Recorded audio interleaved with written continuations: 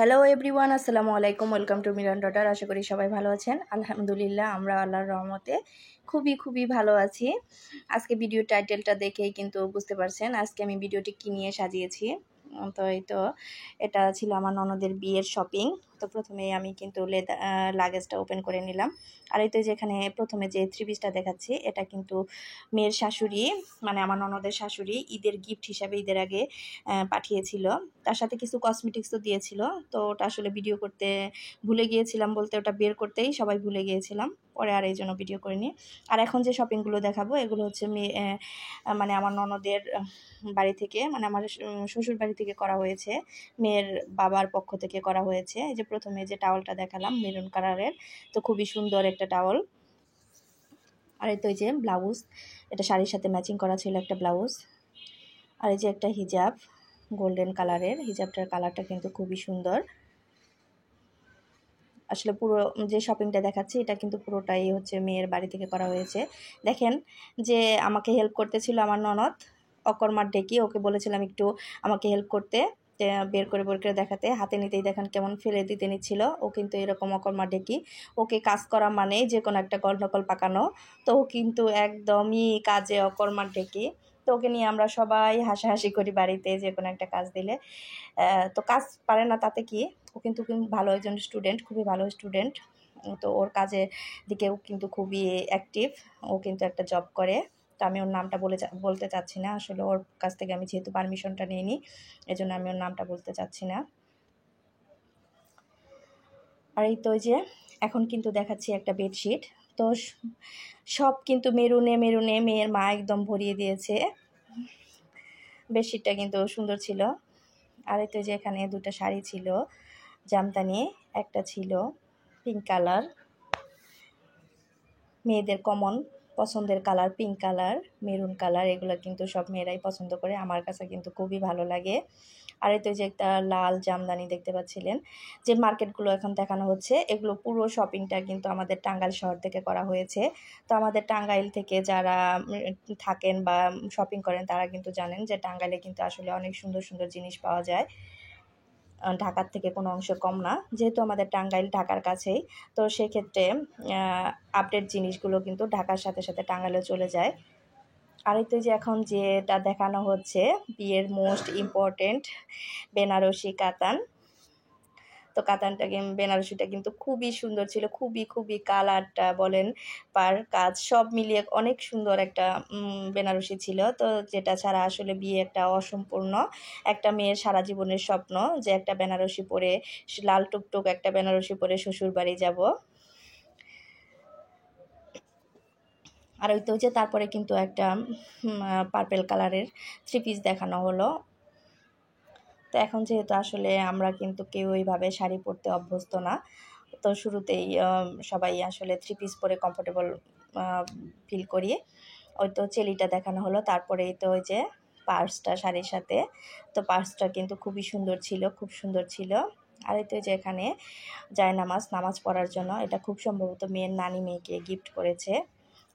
শুধু এটা না, এটার পরেও কিন্তু গিফট আছে, এটা তো শুধু এমনিতে গিফট করেছিল নামাজ পড়ার জন্য। আর এই তো যে এখানে কিছু গোল্ড প্লেটের গহনা দেখানো হচ্ছে। আসলে আমি যখন ভিডিওটা করতেছিলাম আর শপিংগুলো দেখছিলাম তখনও কিন্তু গোল্ডের যে গহনাগুলো ওগুলো রেডি হয়ে আসেনি। তো রেডি হয়ে আসলেও হয়তো ওই এত লোকজনের মধ্যে বের করতাম না বা দেখাতাম না ভিডিওতে। বর্তমানে স্বর্ণের যে পরিমাণ দাম, তাতে গহনা আসলে দেওয়াটাই টাফ হয়ে গিয়েছে। যে তো মেয়ে তো দিতে তো হবেই, কম বেশি একটু দিতেই হবে। আর এতে যে কসমেটিক্সগুলো কিন্তু তারপরে বের করে নেওয়া হয়েছিল, পেস্ট, ব্রাশ, আইলিনার, মাস্কারা, চুড়ি, সেফটি পিন, শ্যাম্পু, সাবান, তারপরে হচ্ছে পন্স, এটা খুব সম্ভবত ক্রিম হবে, মেহেদি, নেল পলিশ, পান্স ক্লিপ, আরও মানে অনেক জিনিস আছে যেগুলোর আমি নাম বলতে পারি না। আসলে আমি কসমেটিক্সের বিষয়ে একদম অনভিজ্ঞ একজন লোক। আমি খুব একটা সাজুগুজু করি না, মেকআপ করি না, সেজন্য আমার এই সম্পর্কে একদমই অভিজ্ঞতা নেই বললেই চলে। আমার মেয়ে যতটুকু বলতে পারে আমার মনে হয় আমিও ততটুকুও বলতে পারি না। ওর কাছ থেকে এখন আমি দুই একটা জিনিসের নাম শিখতেছি। আর এই তো যে জুতোটা কিন্তু খুবই সুন্দর হয়েছিল। আসলে মেয়ের মা যে আমার চাচি শাশুড়ি উনি কিন্তু ওনার মেয়ের, শুধু মেয়ে না ছেলে মেয়ে সবসময় ওদের আবদার চাহিদা পূরণ করার চেষ্টা করে বা করে।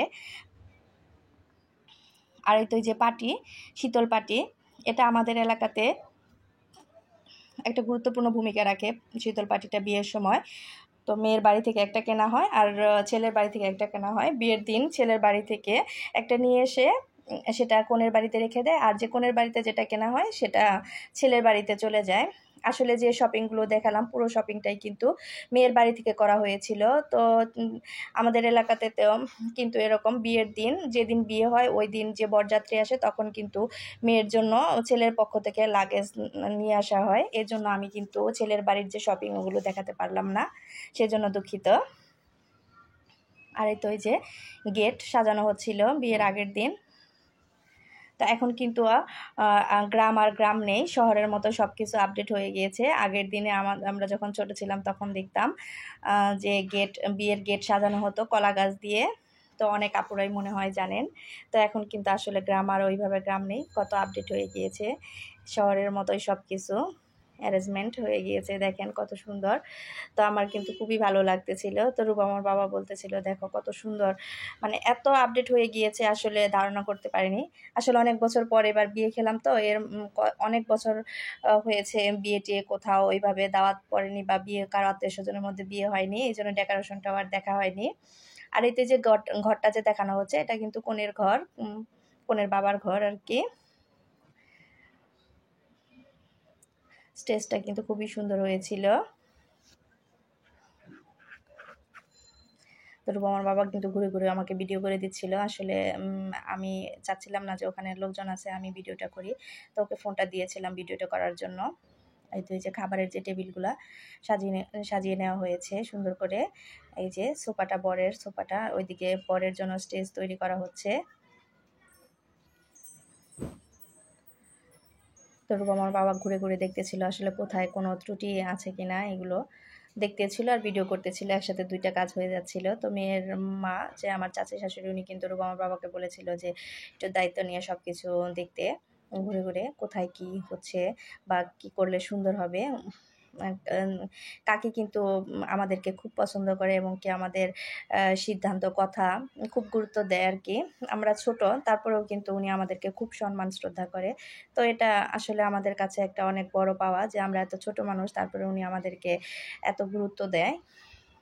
তো এই বিয়েটা হওয়ার আগে উনি কিন্তু একটু টেনশনে ছিল আমাদেরকে নিয়ে যে বিয়েটা যদি ঈদের ছুটিতে না হয় তাহলে তো আর আমরা হয়তো ঢাকা থেকে এই বিয়ে খাওয়ার জন্য শুধু শুধু যাব না।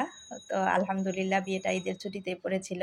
তো উনি মনে হয় মন থেকে খুব চেয়েছিল যে ওনার মেয়ের বিয়েতে আমরা যেন থাকতে পারি, এই জন্য ওনার মনের আশাটা আল্লাহ পূরণ করে দিয়েছে আলহামদুলিল্লাহ। এই তো এই যে বরের যে স্টেজ তার জন্য এই যে ফুলগুলো ঠিক করা হচ্ছিল। তো উনি কিন্তু বারবারই আমার শাশুড়িকে বলেছিল যে ঈদের ছুটিতে যদি বিয়ে না হয় তাহলে হয়তো মানে আমাদের কথা বলেছিল, রুবা আমার বাবার কথা আমার কথা, যে ওরা হয়তো আসবে না। তো আলহামদুলিল্লাহ আলহামদুলিল্লাহ বিয়েটা আমরা অ্যাটেন্ড করতে পেরেছি, এর জন্য আল্লাহর কাছে হাজার হাজার শুকরিয়া। আসলে মানুষ মন থেকে কিছু চাইলে আল্লাহ তার আশা পূর্ণ করে দেয়, এটা তার একদম বাস্তব প্রমাণ। তো ইতিমধ্যে যারা আমার চ্যানেলটি সাবস্ক্রাইব করে আমার সঙ্গেই আছেন তাদেরকে জানাই অসংখ্য ধন্যবাদ। আর আজকে যারা আমার চ্যানেলে নতুন ভিজিট করছেন এখনও সাবস্ক্রাইব করেননি, আমার ভিডিওর কোথাও কোনো অংশ যদি ভালো লেগে থাকে তো প্লিজ সাবস্ক্রাইব করে আমার সঙ্গেই থাকবেন। আর এতে যে মেয়েকে কিন্তু বিয়ের আগের দিন রাতে মেহেদি দেওয়া হচ্ছিল, তো মেয়ের মামি মেয়েকে মেহেদি দিয়ে দিচ্ছিল। তো মেহেদি দেওয়াটা কিন্তু খুবই সুন্দর হয়েছিল। তো গ্রামের বিয়েতে কিন্তু এইভাবে প্রস্তুতি নেওয়া হয় ঘরোয়াভাবে। তো ঘরোয়াভাবে বিয়েতে প্রস্তুতি নিলে কিন্তু অন্যরকম একটা মজা আলাদা, নিজের হাতে সব কিছু করা। ঢাকায় বিয়েতেও কেমন একটা আর্টিফিশিয়াল লাগে যে সব কিছু সেন্টারে ঠিকঠাক করা থাকবে, শুধু সেজেগুজে গিয়ে বসে একটু ছবি তুলো, ফটোশ্যুট করো, তারপরে খাওয়া দাওয়া শেষ। এই যে বিয়ের আগের দিন কিন্তু সব আত্মীয় স্বজনরা মিলে এখানে সব মশলা ছুলানো হচ্ছিল। তো এটা বিয়ের আগের দিন রাত্রেই করা হয়। আসলে সব মিলিয়ে কিন্তু গ্রামের যে বিয়ে প্রস্তুতি আগের দিন এগুলো কিন্তু খুবই ভালো লাগে, সবাই মিলেমিশে একসাথে কাজ করা হয়, এটা কিন্তু খুবই ভালো লাগে। তো একটা অন্যরকম আনন্দ। এই তো যে বাড়ি থেকেই কিন্তু তারপরে আমি বাড়িতে চলে এসেছিলাম, যেখানে বরের জন্য স্টেজটা করা হয়েছিল। পুরো প্যান্ডেলটা ঘুরিয়ে একবার আপনাদেরকে দেখিয়ে দিলাম। তো প্যান্ডেলটা কিন্তু খুবই সুন্দর হয়েছিল। তো এখানে কিন্তু আপনারা কিছু রিয়েল ভয়েস শুনতে পাবেন। তো লোকজন যে কাজ করছিল ওদের কথাগুলো শুনতে পাবেন। তো কেউ কিছু মনে নেবেন না, আমি রিয়েল ভয়েসটা রেখে দিয়েছি। তো ইনশাল্লাহ বিয়ের ভিডিও নিয়ে এরপরে আসবো। তো সে পর্যন্ত সবাই ভালো থাকেন, সুস্থ থাকেন। আল্লাহ হাফেজ।